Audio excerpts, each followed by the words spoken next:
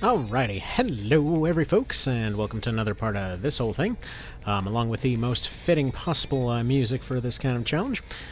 Alright, so, right now, we're kind of in an interesting spot. We've just gotten, well, a whole bunch of new classes, and it's time to go against something that is a bit of a notorious brick wall for some folks, and that would be Crisaro 2. So basically, well, for one thing, we need to make sure that we have all the lowest characters in here, so we have our Dragoon that needs to go in. Steward is our new flappy boy, so we don't really need him right now. Actually, wait a minute, what is he? We need to double check what he is. Yeah, Steward's a Rune Fencer. Yeah, right, he's the one that came with the Aspis. So he actually had an Aspis with him. I went ahead and put that on Eustacia. Basic deal with the Aspis is it's a pretty good general offensive type dealie here. Basically sacrificing the 1 Vit, 1 Dex, and a couple avoidance from that one for getting 2 Strength, 1 Dex, 1 Agility, 2 avoidance. So basically it's just a slightly more offensive variant, slightly more defense. Mainly it's the Strength bonus that I'm looking for off of that. I probably should have gone for something like this, but truth be told, the Heavy Axe is doing just fine for Sub-Optimus, so we're kind of getting 2 classes for the price of 1 on that one. Alright, so for our front line here, I mean, we have 11, so we're going to have to take one of the higher people out of here, so one of the level 8s. Well, we're going to want healers, so we're going to leave Voltaire in here. Eustacia's going to be pretty useful. We're going to need debuffs. I'm thinking more than anything, it might be worth taking a Damaris out of here. Simply put, she is more likely to get worn down. As far as frontliners go, yeah, Eustacia's going to have to take up the front here. Christiana's going to probably be sneaking around the sides, maybe. So this map's a bit of an odd duck. Basically, no matter where you go, you're going to run into somebody. It is a very, very dense fight. So we'll just go ahead and go with something like this to start off with. Interesting little note here that they kind of catch they catch the world's dumbest spy. Basically, they find Goliath, or they think they caught a spy anyway. They catch Folkert here. I don't know why I was going to say that they catch somebody in Goliath. They don't. But yeah, so Mr. Folkert here basically is the fastest knight in the game, or at least default knight that you can pick up in the game. He's a really good unit, but yeah, basically for some reason their first thought is, yeah, you know what, this guy clinking around in armor must be a scout. So there's that. Anyway, so his clanky self gets taken away. Now I say specifically he had armor because he does have some right after this ends. He actually more than likely is going to be your first guy to come in with Balder. That being said, I actually forgot to mention Folkert earlier, since he kind of has his own level thing. He's the first guy you run into that's gonna have some Balder on him, so that's pretty dandy, but any darn way. The reason this one's a little bit notorious is Mr. Will Ferrell over here is one hell of a bulky unit. So 78 vitality, that is... hell, that's even more than our main guy.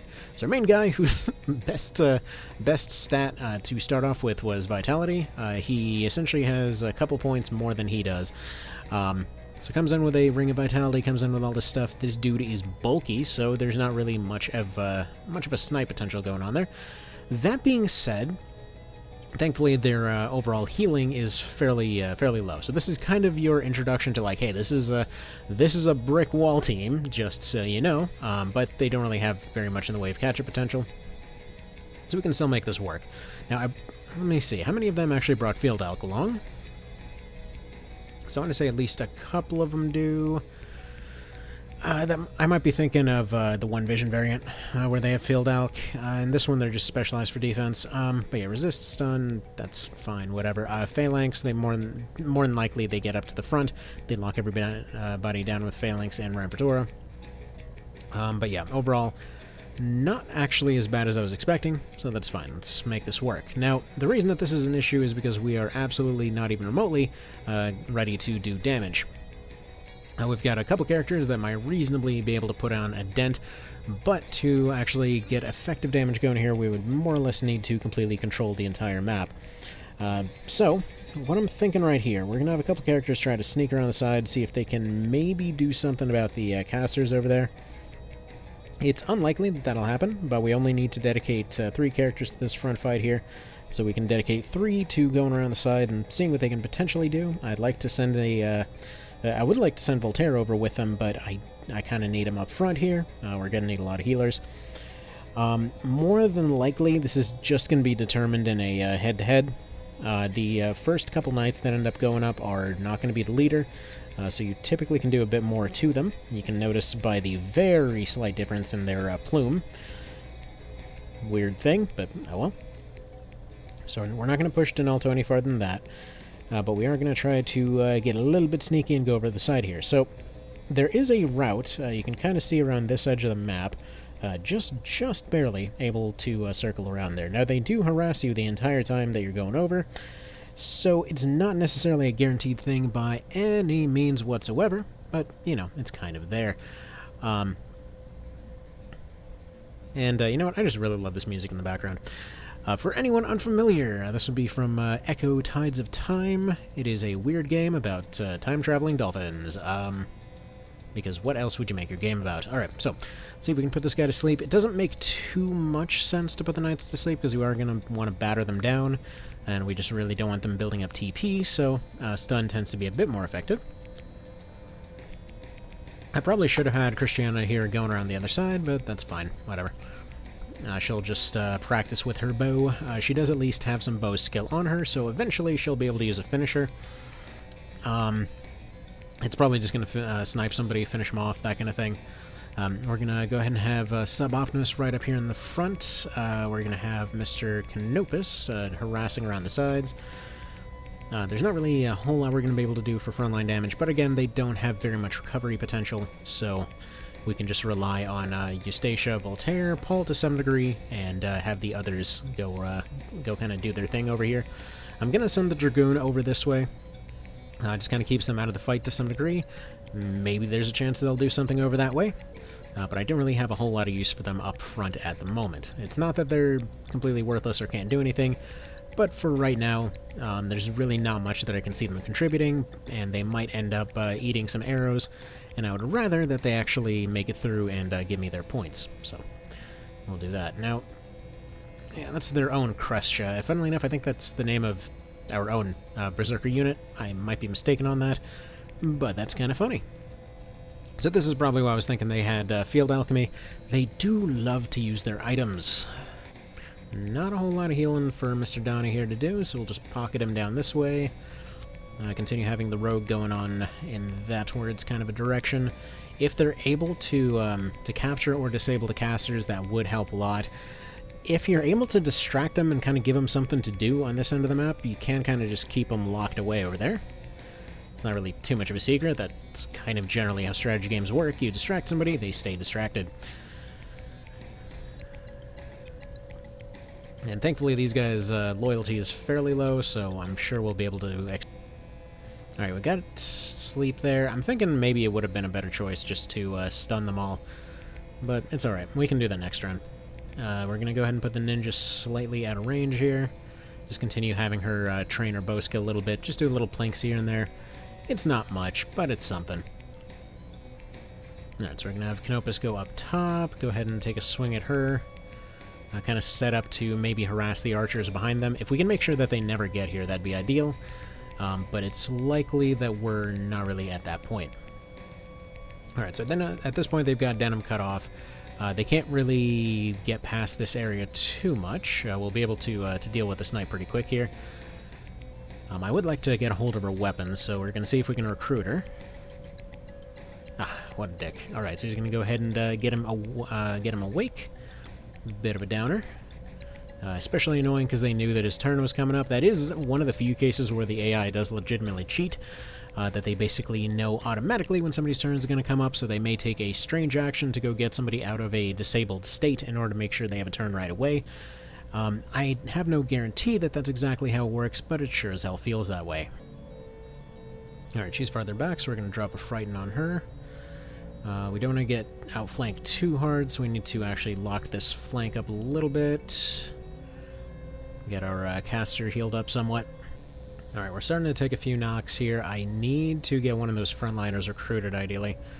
The Sub-Optimus has taken some serious punishment over there. Looks like his turn's coming up relatively quick.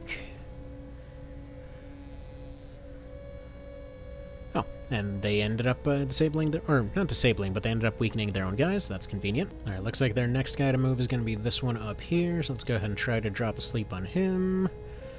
Success. Okie doke. No lizards for her to recruit. We'll go ahead and move her back so that she's not exposed on the sides anywhere. I'm gonna think about using the Dragoon to maybe draw some of their units away. And actually, it looks like we potentially have some decent shots up here. Now, I know what you might be saying, hey, it's 7 damage, you know, what the hell, that's nothing. But it's something, you know? It may not be anything massively significant in the overall scheme of things, but in time, it could matter. Alright, 32%. Come on, gimme. Sweet. Alright, so we need this Berserker down here gone as soon as possible. More than likely, she's going to end up being killed off before she can be recruited, because fear takes a while to drop off. So I'm going to go ahead and guarantee that that happens. Currently need to kind of tie up this front line a little bit, since they have a bunch of units kind of interlaced here. Yeah, there we go. Continue being sneaky with this guy. Do we have any crystallized flames yet? No. What about any resilient? Give me some of that resilient. Nope. Alright, we have no resilient on him. If we have any ways to cast it eventually, that'd be handy. But what can you do? Like, I know that doesn't seem like a huge deal, but it will be. Alright, I'm gonna go ahead and heal Sub-Optimus because the Berserker probably is safe enough. Cash was also far more likely to heal him. Yeah, that's perfectly fine. So, despite Phalanx being relatively annoying, I do want them to use it, if at all possible. Also, unfortunately, he has Berserk on right now. That's not good. He does have a finishing move, though. Huh. Okay, I think Burned in here is actually going to take over as our main Berserker after this. Yeah, he's actually way better than the one we've been training up to this point, so yeah, that's fine. That is Berserk he's got activated, right? Yeah, okay. So, is there any way to make this work out like I wanted to? I guess technically speaking, he could run up here and try to punch her, but, you know, that's kind of its own little kettle of fish. I specifically wanted her to hit... Okay, that's fine. We're gonna go attack Paul, who will just go ahead and be okay with the situation. And that worked out great. Nice. See, what you saw here was a secret technique passed down by the, well, the martial artists had actually bothered pressure testing all their craft back in the Middle Ages, apparently, wherein they would deflect blows off of an enemy's head, or rather, deflect blows off their friend's head in order to deal more damage to an enemy right next to them. It's just science, after all. Have Paul throw a rock to see if he can get his anatomy up very slightly. There's not really anything for him to do there, but oh well. He's done his job. He managed to frighten the one unit he needed to, and that's really all we needed from him. Maybe that's the reason why they're so slow. They just sort of become complacent and lazy, because they usually need to do 1 or 2 things in a battle, and they're all good to go. If they did more than that, they'd be overpowered. It is a really weird thing with them, though.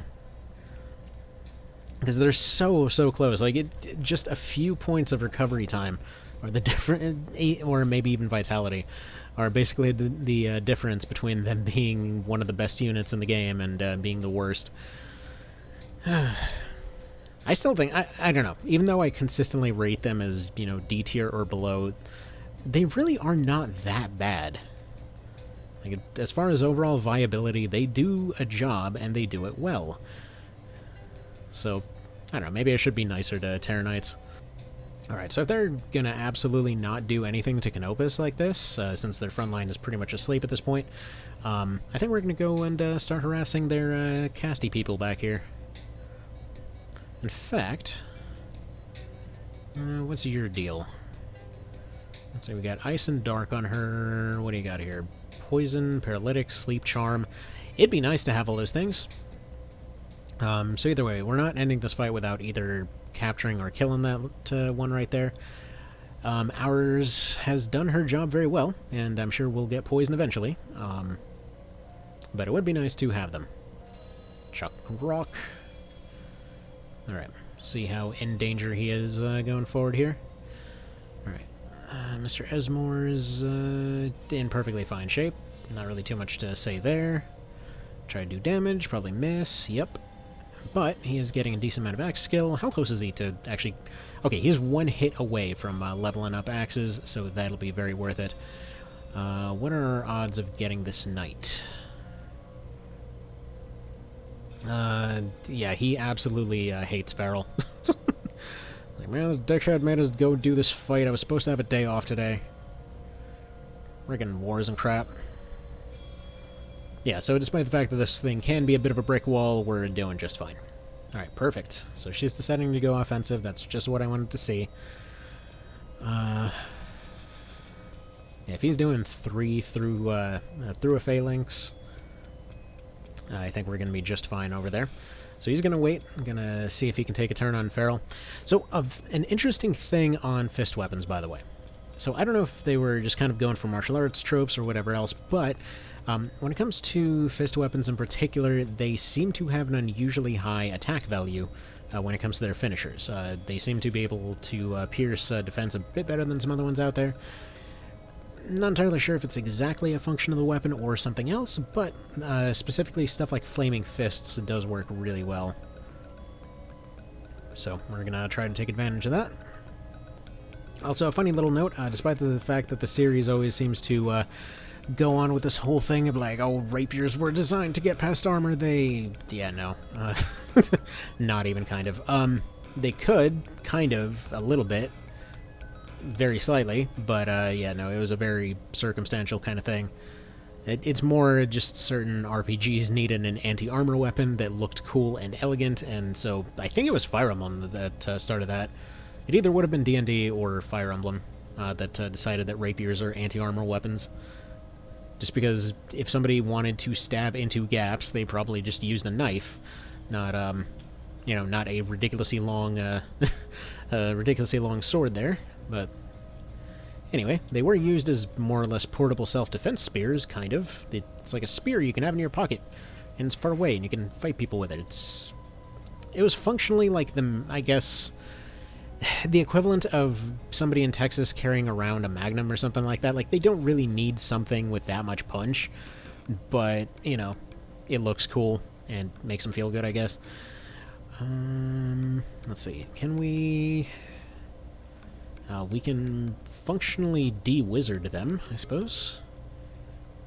Odds of actually getting back there and dealing with her are pretty unlikely. This is when having his wind moves would be pretty good, because I don't really want to waste a finisher like this. Let's see. Because against Feral, yeah, that's 50. That's not... Ooh. Insta-kill against this one, you say?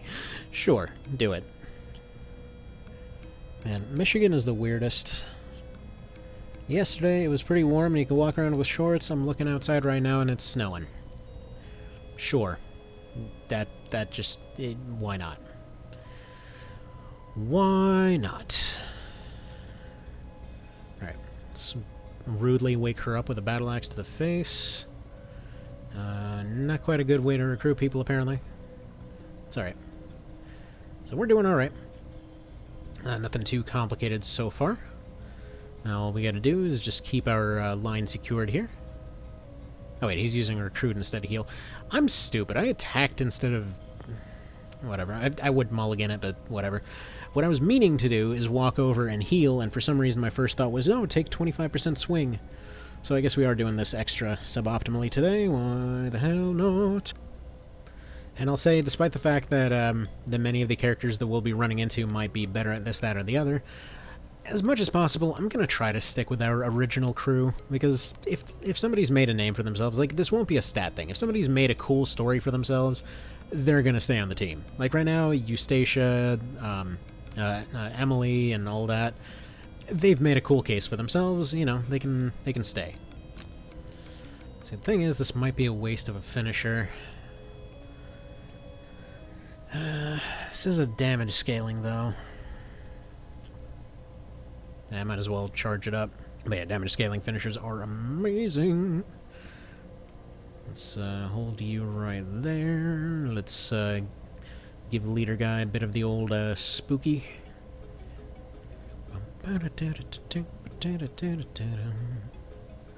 Now, I believe Feral is just immune to fear now that I think about it.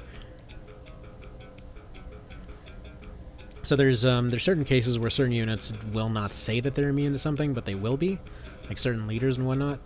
And if I recall correctly, does he actually have fear proof? No, he only resists stun.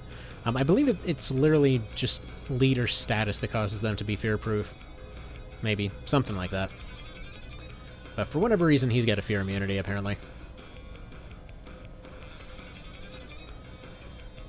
Because, yeah, the fear debuff from Terrifying Impact does not actually check anything. It's 100%.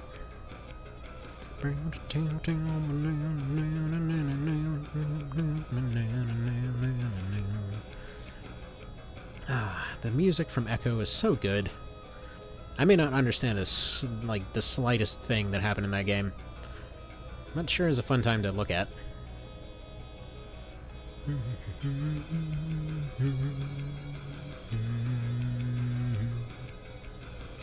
Alright. Wait, what? Why are you attacking with your shield? No, I told you to swing the freaking rapier at the guy. I mean, it's a block anyway, but still, that was weird.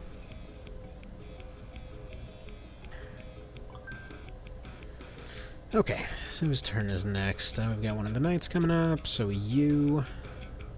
See if we can make him lose his turn. Nice.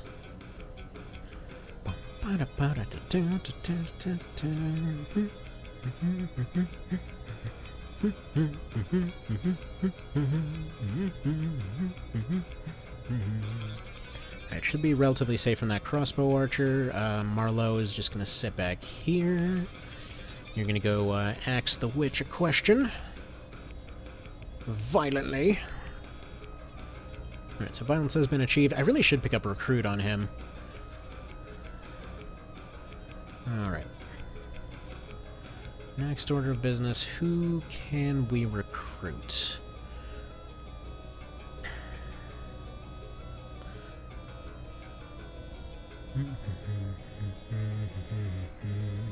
Alright, there's a chance, actually. Do it. It's okay. Now you might be saying, wait a minute, you wanted to recruit them for their abilities, wouldn't they have been a better caster, whatever else? So for one thing, oh, Fireball 2, not bad. So I wanted to collect the loot here. I also wanted to hopefully do something about them back there, because we're kind of getting at a point where health is starting to drop off a little quicker than I can do much about it, largely because I wasn't able to heal earlier. So because of the fact that they're basically everywhere, I need to start trying to wrap this up, ideally sooner rather than later. Now we're not quite at a critical point yet, but it is a good idea to start looking into options. And we'll actually go ahead and start trying to recruit Feral here, just to work up our recruit skill. If you didn't know, any enemy character, regardless of range, you can just use recruit, and it will... I mean, it may be 0%, but it's still checking for the skill, so it's still getting experience. So if you've got nothing better for someone to do, or you need to maybe delay their turn a little bit, you can just use a recruit. It works just fine. Alright, Alright, we're going to move her here. She's probably going to take one attack, and then we're going to back her up. Would have been nice to have that be a block, but oh well. Alright, they've just decided to forget having turns for a while, and he's got the finisher. That's unfortunate, but I don't think we're going to lose Paul before the end of this fight. He is a very slow thing. Like, honestly, I would say the slowness is almost a feature in some cases, because you can put Terror Knights in more dangerous positions without worrying about them getting actually killed, just on account of the fact that, yeah, they can they can bleed out for ages without too many potential issues. Alright, that's fine. That actually works out pretty well. Does she not have equipment? Oh, right, she's a crossbow. Okay, I forgot about that. She doesn't have a crossbow skill on her, but I did change my mind on one thing. Because I do want to use her with crossbows. And actually, I want to hopefully pick up a longbow from that guy back there. Hang on, what's going to give us some good range bonuses? It's all about even here. So I think this dirt tile will do just fine. It's 40% anyway. Oh well. Just roll it. It might do something. Worth a shot. But yeah, ideally, I want to get his longbow. I'm gonna punch this guy some more, and then we're gonna start working on Feral. Strange thing is about this guy, he seems to be a defensive setup, but he does seem to be taking a decent amount of damage. Kind of a little bit odd. Oh, that's a problem. We just got played. Although if they've got a Brimstone Hail Archer, I would not say no to one of those. I do believe she just made a case to be hired. Changes things a little bit because they did pull a bit of a checkmate that I wasn't expecting. So we're going to go ahead and start moving towards that direction. I need to build up points. So you take some swings here. Let's see if you can go ahead and recruit this warrior over here. Actually, I've accidentally played this really well because he can safely crit him without knocking him off the cliff. 58%. Come on, gimme. Nice. Okay. That's perfectly fine. He's clearly not a very good unit. His defense is drastically lower than everybody else, even with a shield, but this will do the trick just fine. So, I wanted to go crossbows on the Dragoon here, because, yeah, Dragoons, I can't believe I missed this earlier. I have some heavy crossbows with me, and Dragoons are going to be some of the best crossbow units.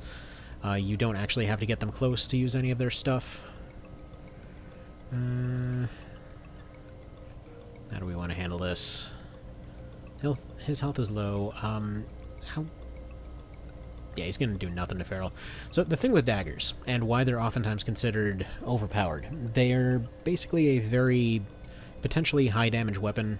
They're very quick, but unless you've got enough skill, they will basically have a really hard time getting past armor, and in most cases, if somebody likes something, they will end up using it over and over and over and over and over and over and over, rank it up, and then consider it overpowered. So, if you are very good with something, yes, you can make almost anything good. That's, again, I don't know why that's considered a detriment. That sounds like exactly how a strategy game should work. But okay, so our main concern right now is dealing with the dude. So we're starting to be a little bit low on time here. Keep trying to take little snipes at their archer. If it's possible, we'll try to recruit him. Otherwise, she's just kind of there.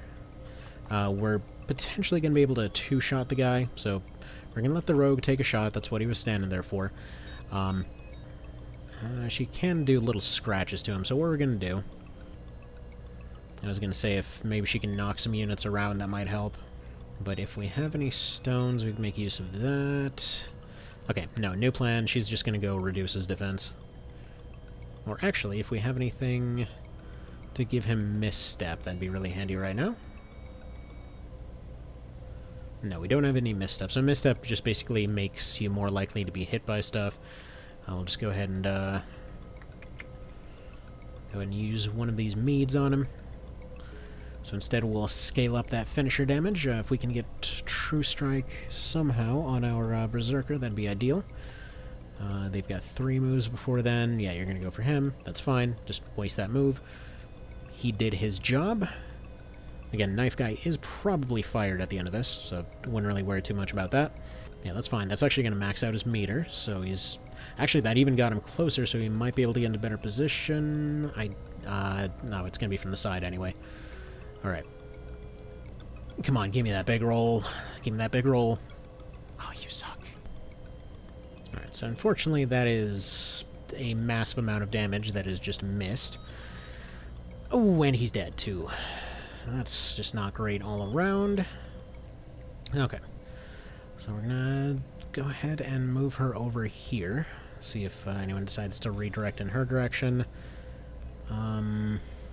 Looking a little dicey. We might have to go with the plink damage approach here. Man, this guy is getting ridiculous with his, just dodging everything. Some XCOM stuff with that 70% dodge, though. Alright, so here's what I'm thinking. We have a finisher on him. It's going to be accuracy scaling, so it's going to hit. What we need is to be able to do more to this guy. So we've got 57 as it stands right now. If I can get a strengthen of some kind... Man, I just noticed I had True Strike. What I should have done is just use True Strike on that Berserker before moving in. That's fine. That's fine. So we're going to go ahead and try to get him close. Let's see. Yeah, she's not at a finisher yet. Go ahead and use that on her. Right, 8 damage ain't much, but it's something. It's 4% anyway. Not the end of the world. That's honestly fine, whatever. Miss, please. Nope. Okay. That's alright. We still have the means to finish it up. It would kind of suck to have it fall apart where it is right now. Because, you know, the points are on the table here. Oh yeah, sure, he rolls a 40%. I can't roll a 70% to save my life today, though. There we go. And she does those blocks she's known for. We're not in immediate danger of anyone bleeding out yet. A few of them are going to go down to 1 point soon. But basically the way that this is looking right now... Please crit this. Oh, you suck. Why will you not hit? Yeah, literally any damage we can do to the guy is fantastic, but apparently that amount is 0. So what we need is more damage on him. So we go up. We do one of these. That will hit because it's 57. Maybe we can build up another one. He'll probably want to get that silence removed. And then we need to just do something. I mean, we need to be able to heal up a little bit. So Canopus is going to be our best bet for wrapping this up. I need one more finisher from Denim, one more finisher from Canopus. And that should do the job. It would have been really cool to see Rando Berserker take the win here, because, again, he would have done 150, but apparently that just was not in the cards today. But we are going to do a little bit of maneuver here and push this guy over this way. Let's kind of trap her over there. So that should mean that they're effectively out of the fight for now. I wish any of them would attack Canopus, but they apparently don't feel like it. Okay. That's whatever. Okay, block and cut. I don't suppose she's right on the cusp of getting a finisher by any chance, is she? Because there's a very good chance we're actually going to see some casualties right here. Alright. Yeah, she actually is right on the cusp of getting a finisher. So, funnily enough, if we keep Eustacia alive, she might be the secret to winning this. Alright. Canopus is, yeah. So... he can do 5 with an axe.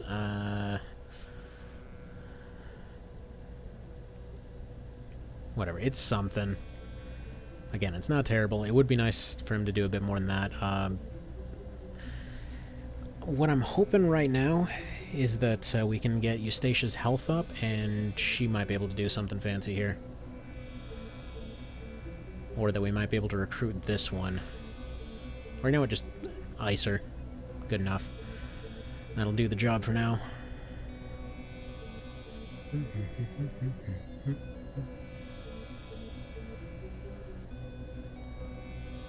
Alright, get Eustacia leveled up.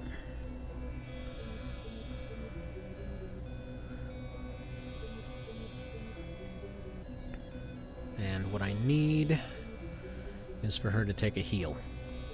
Something to give her a little bit more to go on here, because her finisher would be the secret to winning this. We're going to lose out a bit on experience and all that kind of thing. Jeez, and of course they target her. Come on, game, be nice. I mean, don't worry, Kashra, it's not like the entire rest of the fight relies on you actually getting yourself in danger slightly. Come on, block it. Nice! And there's her finisher. Okay, so we've got Donalto bleeding out. So Donalto's dead. Emily is in rough shape, but she'll be back.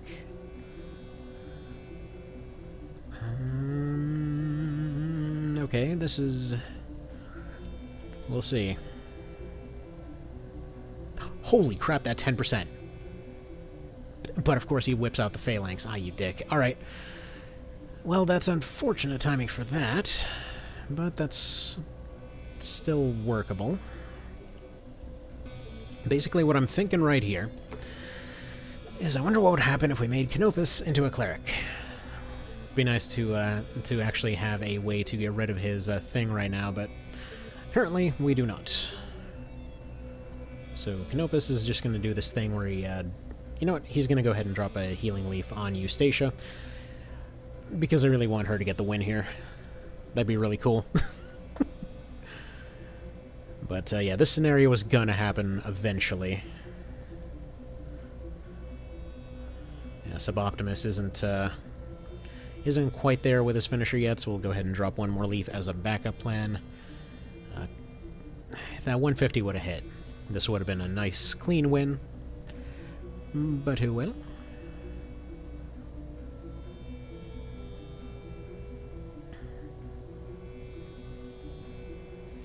Alright, let's give a nice big heal to Eustacia. Paul takes his first injury. We actually might see our archer die here. Or our ninja die. Alright, yeah, just take another mend leaf. And then all things being ideal, Feral doesn't have a finisher, Esmore shouldn't have a finisher. I'm hoping that they'll go after Voltaire. Probably the reason that they're targeting Eustacia is because of Leaden. Oh, piss off with that crit. I mean, don't bother healing the one you gotta heal or anything, Cashua, that's fine. We didn't need you to contribute anyway. Block it. Didn't feel like blocking it. Okay. And okay. One more mend leaf. Hopefully, well, no, he won't have the points to whip out a finisher, so this should be just fine. Alright, nice big axe gains from that little dual axe encounter. We're gonna see a very big mismatch of stuff after... Oh, piss off with that double crit. Are you serious right now? Oh man, these odds are such crap right now. Every part of that was such total nonsense. Okay. That's fine. Alright, so to explain what happened there in a little bit more detail and why it was so annoying. So, the thing is, right now we need 2 attacks on the leader in order to make that happen. Now, against all odds, he rolled a 70%, and basically just avoided the big damage that would have cleaned this up early. He then essentially rolled several coin flips. On top of that, his team then rolled 2 crits in a row on a character that would have done the job. And then, just as a bit of a cherry on top, one of those crits was enough to put him into phalanx a second time. So it took a lot to line that up to achieve that level of bullcrap, but yeah, that was definitely not optimal. So pretty much par for the course for this run. Alright, big finisher there. Denim is not getting his turn anytime soon, unfortunately. That's fine on Canopus. This is still within winnable territory, as long as the female knight does not inexplicably block our path here, which they wouldn't be able to do. Okay, so let's put our second finisher into play. It's just barely not enough. We're going to see the Dragoon bleed out here, so they're going to be out of commission for another fight. See, in some way, this game kind of invented the system that Felseal ended up using, because if you end up losing a low-level unit, they're kind of out of commission for a little while longer. Alright. So from here, we have the ones that are going to be wrapping this up. We've got 2 reasonably bulky units. I'm sure that we'll be able to pull this off without too many issues. I kind of expected him to roll a dodge there, to be completely honest. And then one more hit from Denim, and we should be done here. Oh crap, he's going to have a finisher, isn't he? No, but it was very close. And he's phalanxing. You dickhead. Oh man, that skill is not ideal. Like, they do their job very well, don't get me wrong. It's just really annoying when that happens to you. Alright, here's what I'm thinking. Recruit this dude. Have him carry on with the punching, and roll that 2%. You know you want to. The little delay there, I was seriously thinking that he might have done it for a second. But that's fine. He's going to take another heal. He probably won't get finished off here. We'll see. If he does, it's probably because it's a finisher. And these are the situations where you want poison, by the way. And actually, come to think of it, why don't I just do this? So, I probably won't be using ninja casters very much, but this is another case where these would become a little bit useful. 3, 4, okay, didn't want to roll the 4 and the 5. That's alright, we'll put him over here, but that doesn't build up his TP, it doesn't, they're going for the nectar. But yeah, we should be able just to finish him off with the other scroll there, and then we're all well and good to go. Or not, I guess he'll just go ahead and get knocked out. That's fine too. Yeah, you rolled that 25%, you master of unlikely odds. Now, thankfully, Eustacia didn't get her turn, so she didn't bleed out. So we can go over here, take a quick little snipey snipe at this guy, and call it a... what? Okay. We go over here, we do one of these. And guess what? He didn't roll that 70%. Whew, okay. So, basically, once again, everything that could go wrong did go wrong. But, minimum level, pretty much no resources, and it was still doable. Getting a bit harder, though, as you can tell. But I think that's actually going to leave us with one, because that is definitely a harder one. Yeah, this guy's stats are awful. I've never seen a guy roll almost everything at almost minimum value. Like, 30 is... yeah. Do you want to recruit this unit? No. At least we got his knife. If this is a joke, no, it's not a joke, sir. You're the joke. Moving on. I mean, he had some gusto anyway. Alright, we got another supremely average character here. I didn't load up One Vision by some mistake, did I? Because this is supposed to be a vanilla run.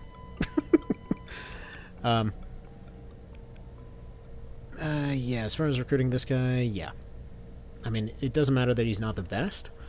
He's fairly average. I don't know why he's a high intelligence berserker, but whatever. Dude's got a fist finisher, so he's automatically better than our current guy. Alright. Mr. Captive Knight, whatever. And, yeah, he knows Sistina, so he's basically going to let us know, hey, you saved her once before. How would you like to, you know, help me do that? Also, funny thing, by the way, you can kind of tell how his portrait was kind of rushed compared with everyone else's. Compare these two side by side real quick. Like, at first blush, when looking at it on a PSP and whatnot, it's not too obvious, but when you have the screen pulled up a little bit, you can see that there's just, like, a weird, slightly less detail to his face, but... anywho. So, he's like, hey, I got a boat. Want to join me on my boat? I got people. We can get you where you're going. So, they decide that it's kind of a good idea. Talking about how there's not many pirates in Cadriga. That's a lie. So, we're just going to go ahead and fight many pirates in Cadriga. And also, despite the fact that earlier on, she's like, oh yeah, no, we're two sides of the same coin. We're just on the same general page at this point. She's like, oh yeah, no, the Liberation Front are basically all terrorists. Oh my god. Like, oh, it's coercion. You save the guy, and he's like, hey, I got a boat, and I'm gonna help you. Yeah, that's not coercion. Like, I get it, in terms of, in general, it would seem that way, but yeah, no.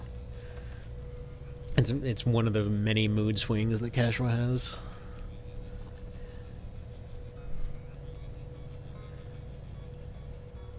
Alright, so that is 2 deaths, our first 2 casualties.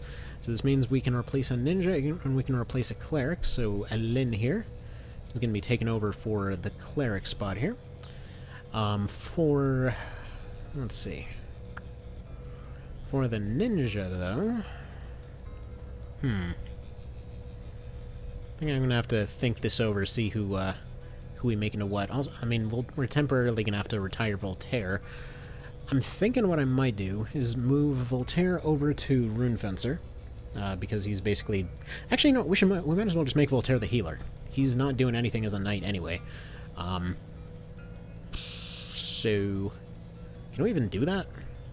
No, so we don't have any marks, so I can't make him that one. So he's just out of commission for a little while then. Alright. What kind of options do you have available to you? You've got only Beast Tamer, which that's not really going to do much for us here.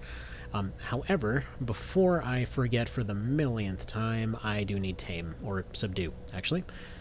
So Subdue is for beasts, Tame is for dragons. There's more beasts available. I want to have that. So we'll go ahead and slap that sucker on there, and unfortunately, yeah, you can't have more than one, so he's just going to have Subdue. As far as a recruit goes, I kept forgetting that was on Voltaire. That probably would have been pretty useful, but he needs to pick up Anatomy. Let's make that happen. In fact, I almost want to put Anatomy instead of hammers.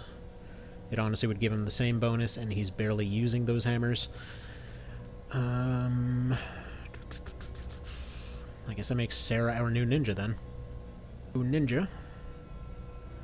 A very terrible one, but she'll do the job all the same. I mean, for now, all she has to really do is represent the class, so it'll do the job.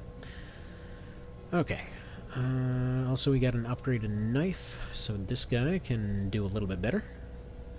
Got the battle knife.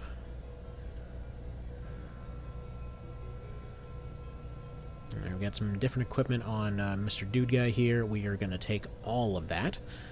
And go ahead and get downgraded, because let's be honest, you're not going to be paying attention to what you're doing anyway, so I think we can make a better use of this equipment.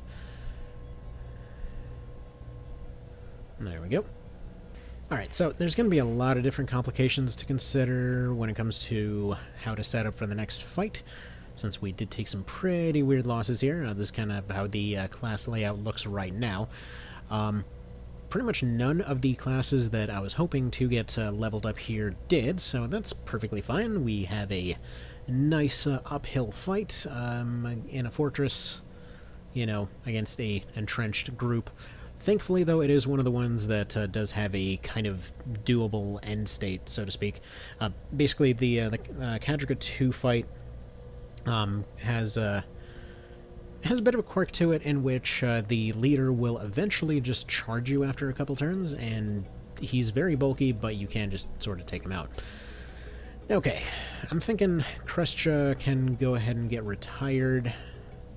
Basically, I have somebody that can do her job just better, so instead of retiring her entirely, I'm trying to figure out, like, I'm thinking almost to make her the new ninja here. Stat-wise, she's got really good dexterity, and she's already got anatomy and stuff like that, so probably a pretty solid option for that. Actually, yeah, I think that's what we're gonna do. And funnily enough, yeah, no, it was... She absolutely temporarily changed sides. The other one was also Krestia. That was the berserker that died in that fight. And just like that, she dies as a berserker too. And just to show here, we are not scavenging anything. There's no scavenging allowed on this run. We're doing this completely suboptimally. So, yeah, she's just gonna have to deal with different skills for a little bit. But what I'd like to do, since our plans got slightly scuffed... Wait a minute, where are my archers? Do I have any archers? I just seriously don't have any archers, do I? Okay, well, next order of business is I have to obligatorily pick up an archer, because I don't have any class marks to change into one, and, well, whatever. And it also occurred to me I shouldn't have done this last time, but I need to adjust them based on class. Yeah. Anyway, so that'll be that for now. I will see you guys next time. Take care.